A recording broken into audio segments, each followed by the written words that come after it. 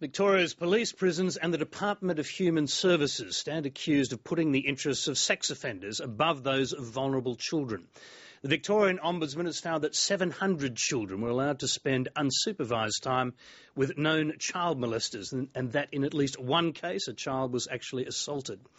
The state government has set up a task force to overhaul the system and put children's interests first. Josie Taylor reports. The State Ombudsman says 3 government agencies failed more than 700 children. The new government has promised to fix the system. It is utterly unacceptable that a report of this nature should be tabled in the Parliament of Victoria.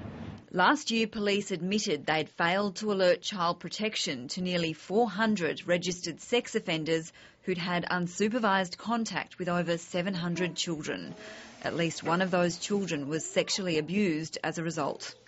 The Ombudsman's described it as a systemic breakdown by Victoria Police, Corrections Victoria and DHS. But after the mistake was discovered, Corrections Victoria actually fought a ministerial directive to share information about sex offenders, saying it first had to seek permission from the offender.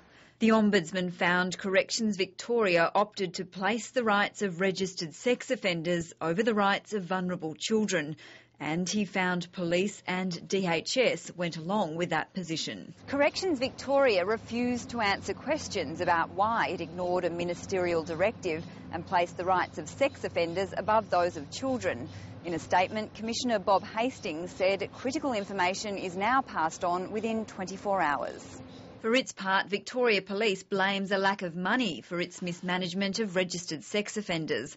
Force Command says it had asked the former Labor government for more funding for the program since 2006. Those bids were all refused by the former Labor government. There'll be no sackings as a result of the failures, and not a single question in State Parliament.